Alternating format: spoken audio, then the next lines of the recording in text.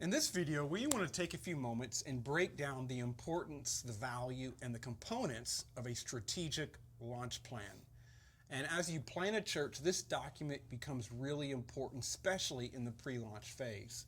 Devin, talk to us. What exactly is a strategic launch plan? Yeah, that's a great question. The content of your launch plan will contain a few components. One, you want to have a clear vision. You want to have a mission statement. You want to have your values stipulated. You want to make sure that you have your timeline. And as well, you want to make sure that your budget is stipulated. And basically, this document will be sent out not just to the people that join your team, not just for in-house use to keep you accountable, but also even to donors and different ones that might be interested in supporting your vision financially or sending some folks to be a part of your team. And I know Joumeel's going to take a moment and talk about some of the key components of why it's so important. I think, there's that verse, write the vision and make it plain, so all can run, with strength. And there's something about getting it down on paper, your launch plan on paper, that makes everybody, again, whether it's your team, a donor, or even yourself, makes the vision a little more tangible, makes it a little more real, creates a little more urgency. I'll even say specifically on donors, for instance, we would carry around a 4-page launch plan that was printed out, very quality, very excellent on high stock paper. And anytime I was having a conversation with a donor or even the school board that I was trying to rent a building from or any kind of key player in the process of us raising money or getting doors open for us to launch, that was the first thing I handed them. And a lot of times, I believe, clarity often creates generosity. Excellence creates generosity. When somebody is wanting to invest in you and they see that you invested enough in yourself to clarify this plan, make it quality, we found that when people got that in their hands, they were more likely to give, they were more likely to invest, they were more likely to buy in. And so, that's one of the main values is like increases investment, again, financially or even just from your team. But also, the second thing I would say about kind of the why behind it is, that timeline piece specifically gives people kind of a North Star to track with you, right? 100%. It creates some urgency. Everybody will say, oh, I want to give to your church plant, but if they don't have a timeline of when you're launching, they're not going to have that urgency to actually get that done, right? Yeah. I mean, how many people have said that to you? We'll give to you. But when you say, hey, we're launching this day, if you're going to give, we need it by this day, it creates urgency. Or even building a team, giving that timeline, let people in their calendar, there's people that move to help all of us launch our churches or people that bought in. Well, when they see that timeline, they go, oh, okay, well, such and such date, I'm going to take off that weekend and I'm going to come check out what you're doing. Yeah. So I really think that timeline part is so important to get people tracking with your vision, even up to the launch date. People have to know the launch date. So, because again, you're creating momentum and energy towards a launch.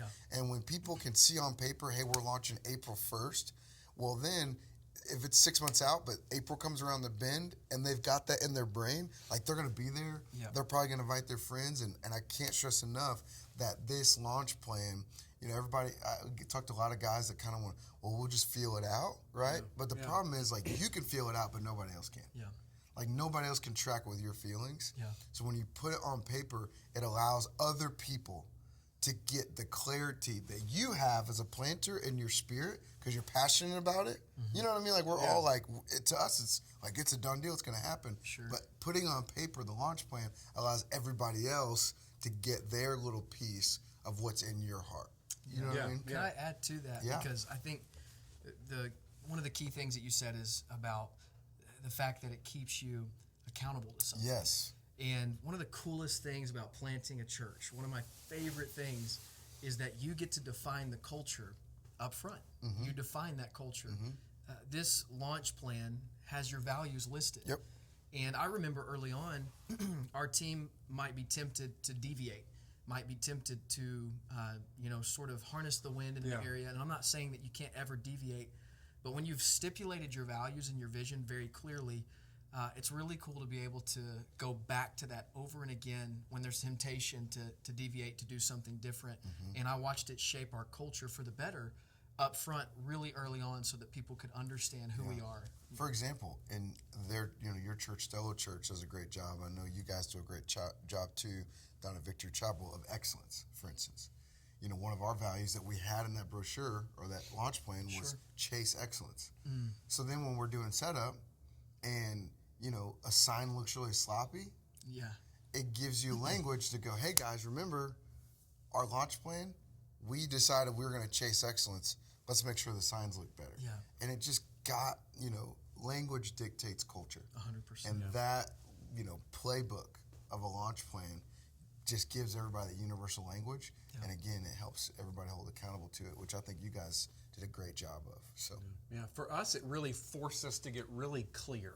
Yeah. Like if you're going to write something down, you're going to communicate it, you're developing a plan, it really forces you to come to grips with the kind of church you want to plan and who you hope to be. So it forces clarity.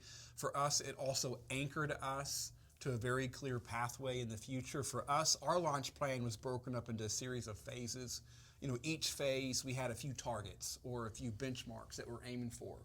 And looking back, the majority of our benchmarks and our targets we hit.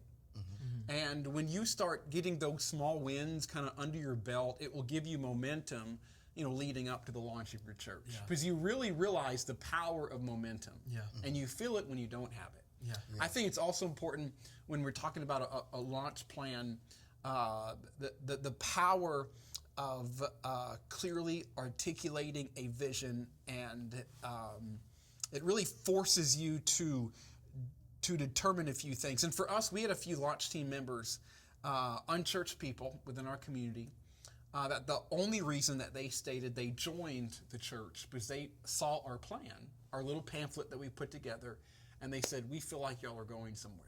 We love the plan. It had nothing to do with me, had nothing to do with our brand or a logo or marketing kind of stuff, but it was that something tangible that they could wrap their teeth around that said, I want to be a part of a church that's doing that. They've got a plan. They got a few things together.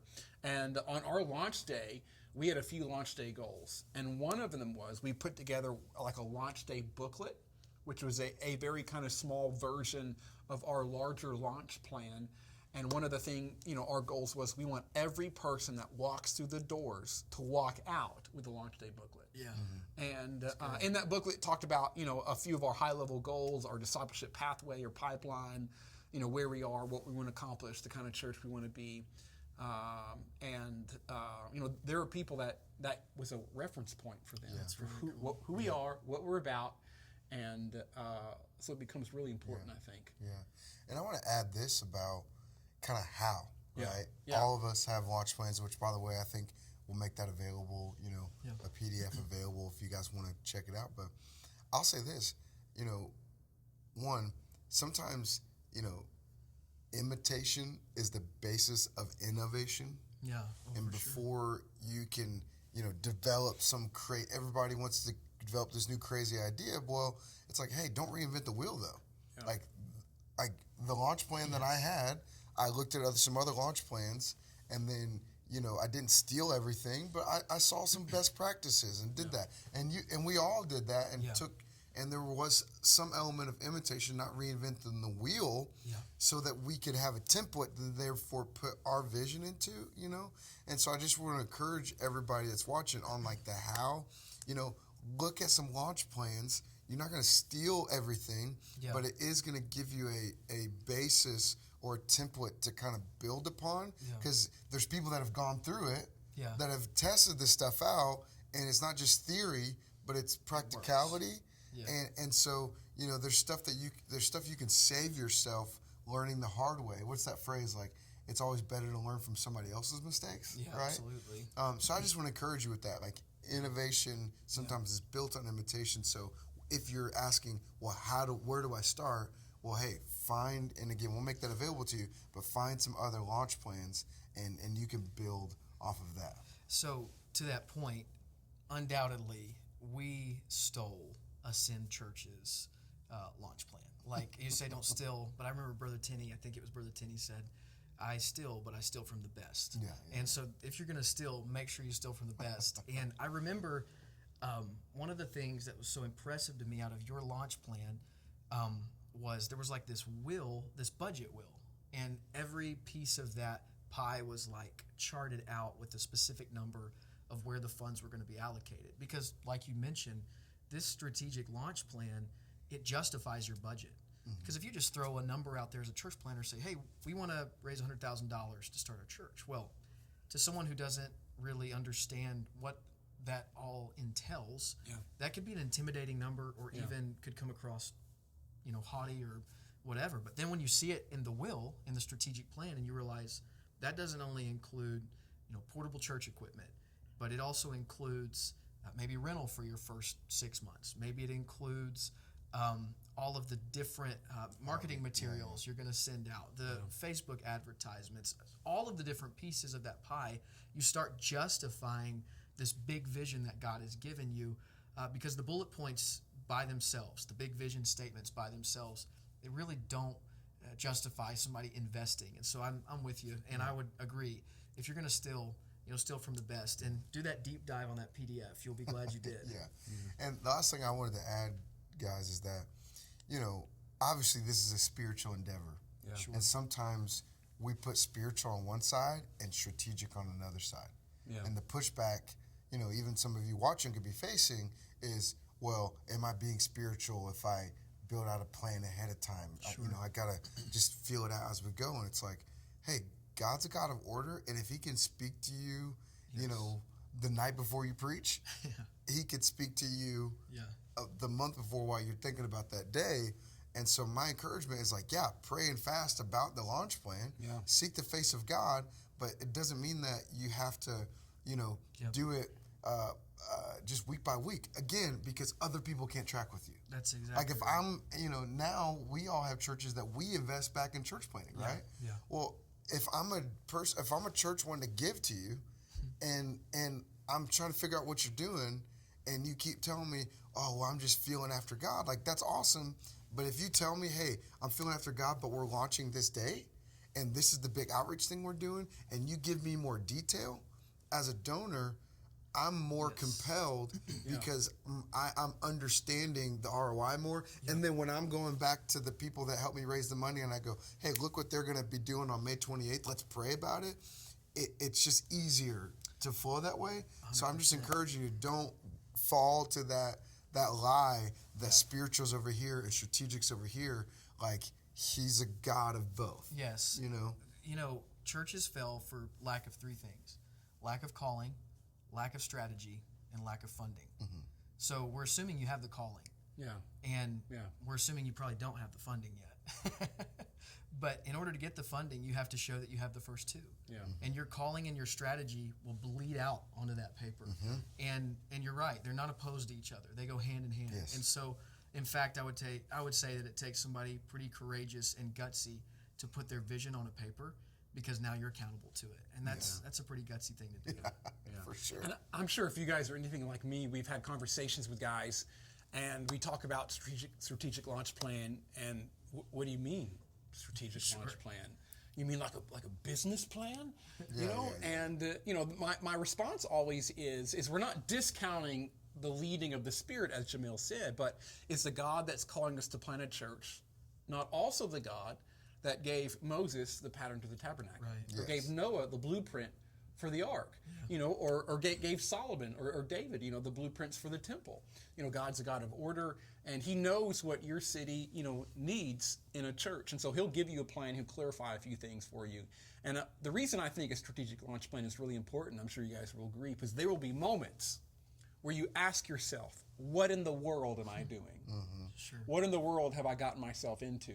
And when you kind of question where you're at and where you're going, the vision, the plan that God has given you will kind of anchor you. Sure.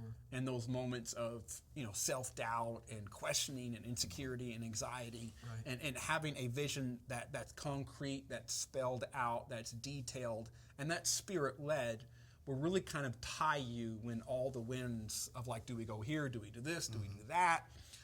And so clarifying what God has called you to do on paper in a launch plan will be helpful for you long term. Yeah. I think. I love it. And the last thing I'll add is after you launch in kind of the post-launch phase, you can take that strategic launch plan and kind of revise it, for a strategic growth plan, in the future of your church. So it not only helps you leading up to launch, but afterwards as well. Yeah, I love it. Awesome. And we want to repeat that with this video. We'll have several different documents available that you can download and see different templates and ideas of other strategic launch plans that you can use as points of reference in your own journey. And again, we want to thank you so much for viewing this video today.